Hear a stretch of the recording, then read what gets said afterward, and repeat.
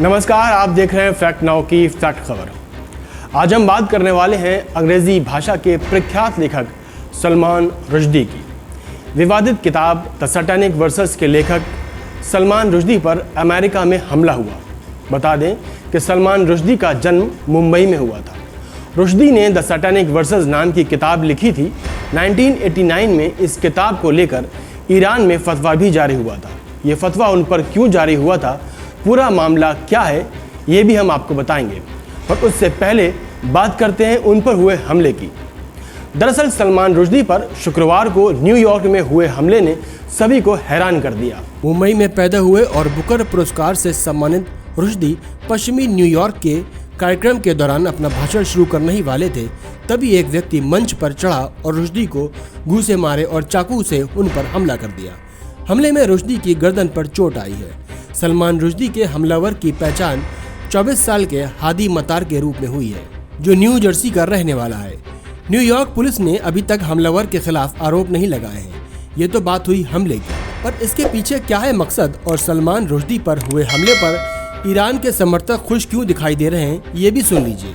माना जाता है कि रुश्दी की इस किताब ने पैगंबर मोहम्मद और कुरान का अपमान किया गया, जिसके बाद आयतुल्लाह खुमैनी ने रुश्दी के मौत का आह्वान किया था। इसके अलावा उन्होंने उन लोगों की जानकारी देने को भी कहा था जो रुश्दी को मार सकते थे। साथ ही सलमान रुश्दी के खिलाफ कई इस्लामिक नेताओं ने भी फतवा जारी किया हुआ है। जी हाँ, रुश्दी की हत्या करने वाले को 30 लाख अमेरिका डॉलर से ज्यादा का इनाम देने की भी पेशकश की गई।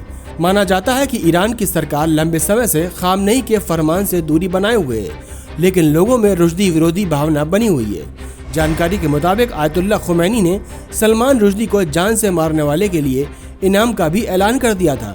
सलमान रुश्दी को मारने वाले के लिए 3 मिलियन अमेरिकी डॉलर के इनाम का ऐलान किया गया था। आयतुल्लाह खुमैनी के फतवे का असर 13 देशों में साफ देखने को मिल रहा था। सलमान रुश्दी को मौत की धमकियों का सामना करना पड़ा। साल 1989 में आए इस फतवे के बाद सलमान रुश्दी को 9 साल तक छिप कर रहना पड़ा। बाद में ईरान की तरफ से ये कहा गया कि वह सलमान रुश्दी को मारने का समर्थन नहीं करता।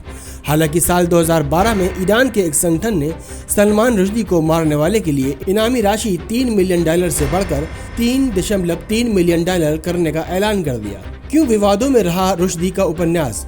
सलमान रुश्दी के चौथे उपन्यास द सैटेनिक वर्सेस के खरीद और बिक्री पर भारत समेत कई देशों में बैन है।